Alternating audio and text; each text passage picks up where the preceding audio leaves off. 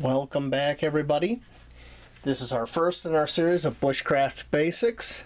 Bushcraft Basics is just what it sounds like. What I consider basic knowledge for anybody who likes going out into the woods, camping, bushcrafting, any of that. And we are starting off our series with knots, because there's nothing more basic than knots. Since prehistoric times, humans have been making cordage and tying knots. In fact, cordage and knots is among our eldest technologies, right up there with making fire. So, before we get started, we're going to cover a few basic terms that are used when you're dealing with cordage or rope. First of all, a working end. Every rope or cord potentially has two working ends. A working end is just that. It's an end of the cord. Here's one working end. Here's the other working end. Now, traditionally, when they talk about cordage, a working end is the end you're going to tie your knot in. Then the other end becomes part of what's called the standing end.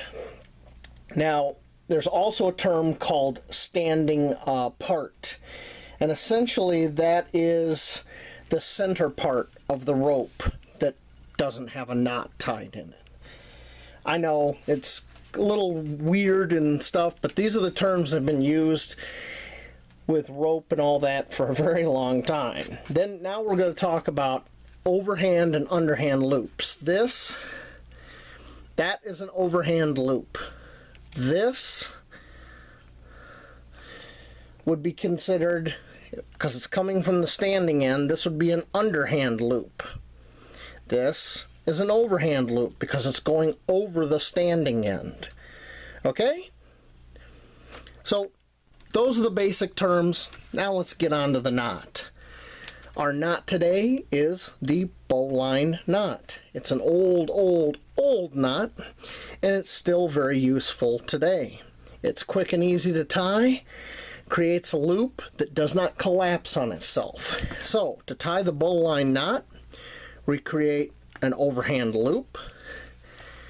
We put that overhand loop over the standing end of the cord. We pull the standing end of the cord through. Okay? Then we take our working end, and it comes through that loop, and we pinch it just like that and pull this down.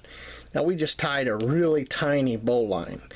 To untie the bowline, you grab these two ends and pull, and it comes loose. So let's tie a bigger bowline. Let's go up here.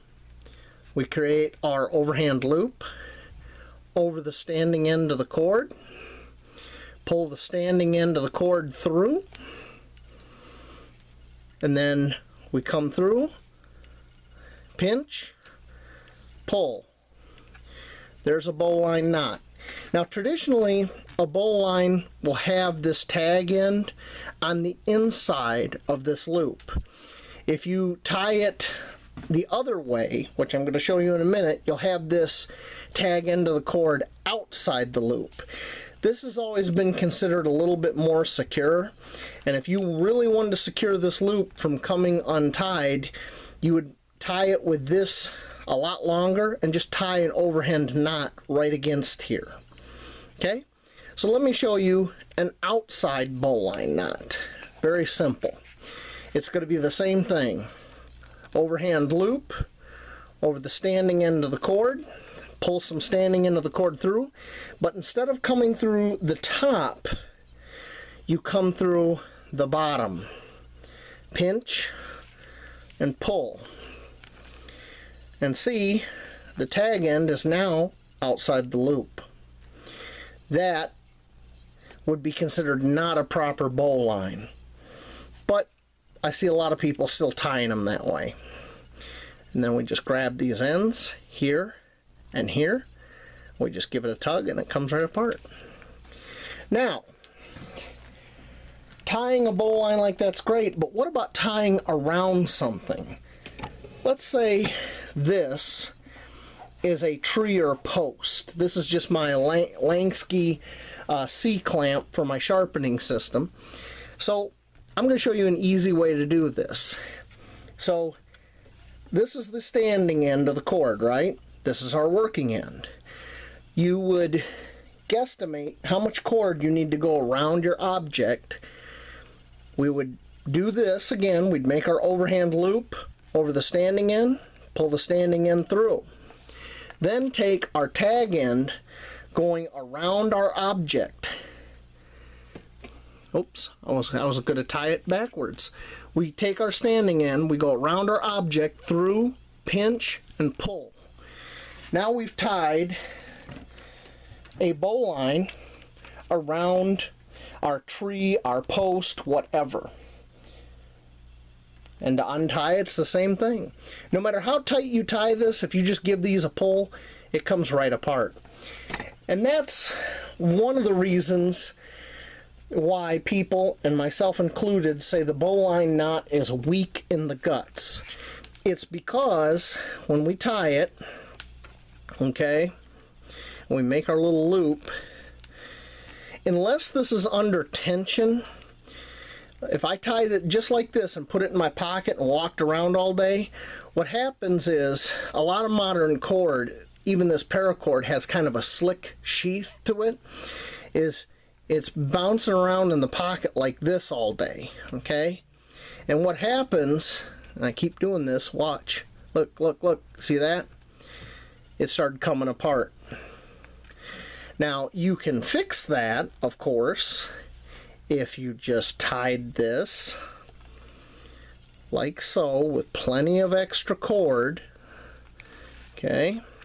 And then we took this tag end, let's see here, trying to do this around the camera is always fun. Okay, I'm going to work that knot